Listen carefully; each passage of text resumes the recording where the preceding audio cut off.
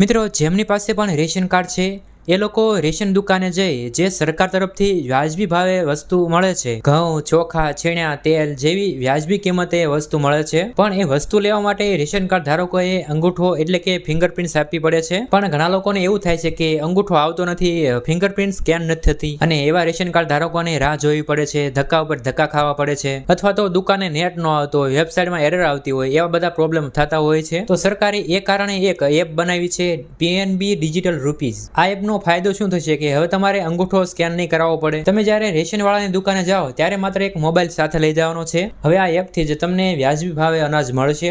અને મિત્રો એ માટે તમારે આ એપમાં રજીસ્ટ્રેશન કરવું પડશે, અને એ કેવી રીતના કરવું એ હું તમને આ વિડીયોમાં બતાવવાનો છું. તો મિત્રો વિડીયોને લાઈક કરજો અને વિડીયોને વધુમાં વધુ શેર કરજો, જેથી બીજાને પણ આ માહિતી મળી રહે. અને પેજને ફોલો ન કર્યું હોય તો કરી લેજો, અને યુટ્યુબ ચેનલ ડિજિટલ હાર્દિકને સબસ્ક્રાઇબ ન કરી હોય તો એ પણ કરી લેજો. તો મિત્રો સૌથી પહેલા તમારે પ્લે સ્ટોરમાં જઈ આ પીએનબી એપ્લિકેશન ઇન્સ્ટોલ કરવાની છે. તમે જોઈ શકો છો આ પ્રકારની એપ્લિકેશન છે, પીએનબી ડિજિટલ રૂપીઝ.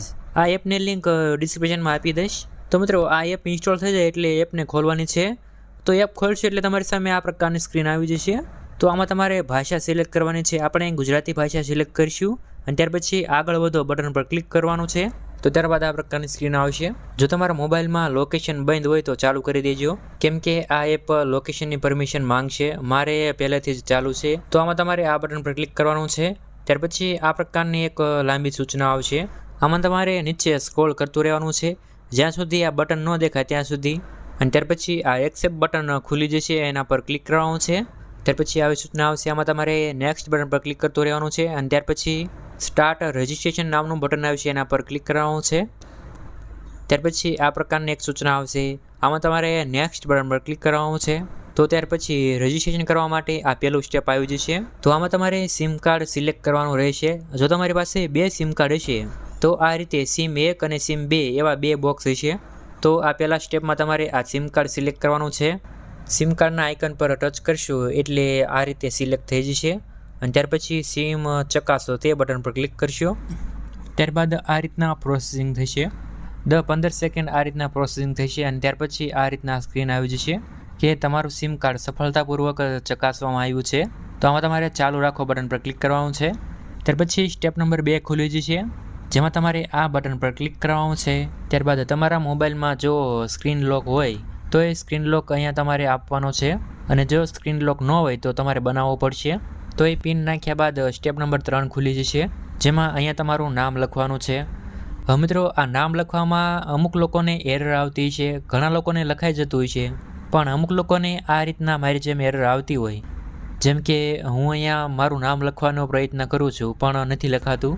જેમ કે મારે હાર્દિકભાઈ વાઘેલા લખવું છે, તો હું અહીંયા હાર્દિક અને પછી ભાઈ લખવા જાઉં ત્યારે આ ઓટોમેટિક ડિલીટ થઈ જાય છે. તો એનું સોલ્યુશન શું કરવાનું કે તમારે તમારું પહેલાં જેટલું લખાય એટલું નામ લખવાનું છે. જે અક્ષરે ઓટોમેટિક નામ ડિલીટ થઈ જાય છે ત્યાં સુધી નામ લખવાનું છે, અને ત્યાર પછી સ્પેસ આપવાની છે, એટલે કે આ જગ્યાવાળું બટન દબાવવાનું છે. તો જે મેં રીતે લખ્યું એ રીતે તમારે લખવાનું છે, અને પછી જે 2 નામ વચ્ચે અક્ષર વચ્ચે જગ્યા હોય એ કાઢી શકો છો. તો નામ લખાઈ જાય એટલે આ ચાલુ રાખો બટન પર ક્લિક કરવાનું છે. ત્યાર પછી આગળનું સ્ટેપ આવશે, જેમાં તમારે ચાલુ રાખો બટન પર ક્લિક કરવાનું છે. ત્યારબાદ આ પ્રકારનું સ્ટેપ આવશે કે જેમાં તમારે વોલેટ માટે પિન સેટ કરવાનો છે. તો એ માટે આ બટન પર ક્લિક કરવાનું છે, ચાલુ રાખો. જે રીતે ગૂગલ પે, ફોનપેમાં જે પિન નાખવાનો આવે છે, કોઈકને આપણે પૈસા મોકલવા હોય કે બેલેન્સ ચેક કરવા માટે જે આપણે પિન વાપરીએ છીએ, તો એવી જ રીતે આ એપનું વોલેટ છે. તો એ વોલેટ માટે તમારે પિન બનાવવાનો છે, 6 આંકડાનો પિન બનાવવાનો છે. બંનેમાં એક સરખો પિન નાખવાનો છે, અને ત્યાર પછી આ બટન પર ક્લિક કરવાનો છે.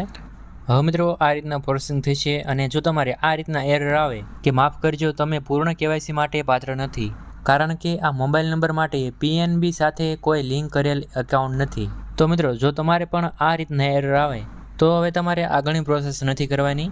આનું કારણ એ છે કે તમારું નામ હજુ CBDCના વ્હાઇટ લિસ્ટમાં નથી આવ્યું. જ્યારે પણ તમારું નામ એ વ્હાઇટ લિસ્ટમાં આવશે ત્યારે રેશનની દુકાનવાળા તમને સામેથી કહેશે કે તમારે હવે આ એપ ડાઉનલોડ કરવી પડશે.